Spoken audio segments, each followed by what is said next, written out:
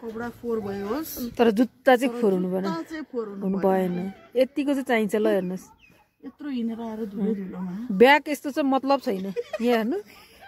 तर यो जुत्ता चाहिँ पुछिराख्नु पर्यो अहिले हिँडेर यस्तै हुन्छ फेरि हो तर पनि फेरि पुछिराख्नु पर्यो अनि अहिले हामी हिँडेर आएको कहानी सुनाइदिनु हुँदै अहिले चाहिँ हामी भर्खरै हिँडेर 1 मिनेट पनि रहेनछ बाटो होइन त्यो मन्दिरको ठ्याक्क तलबाट तर हामी चाहिँ हिँड्यौँ ठ्याक्कै 15 मिनट एक्स्ट्रा यस्तो एउटा घुमेर रोटी सेल रोटी पकाएर आयो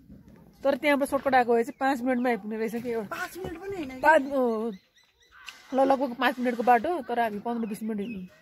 भनेपछि हामी त जिनिस मान्छे तर खासमा हामीलाई त बाटो थाहा थियो हामीले चाहिँ खाना भर्खर खाएको भएर ट्राई जस्ट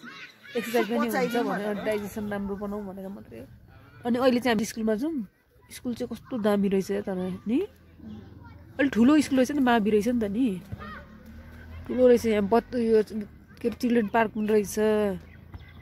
अनि यहाँ अझ राम्रो चाहिँ ग्राउन्ड यति ठुलो ग्राउन्ड रहेछ कि बच्चाहरूको लागि खेल्ने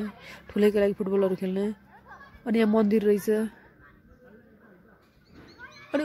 त्यो गाउँ कस्तो राम्रो घरहरू रहेछ कि सट्ट बाटोको छेउछेउमा नि यस्तो बजार जस्तो सानो कति राम्रो ठाउँ रहेछ कि हामी चाहिँ यहाँ आज फर्स्ट टाइम आएको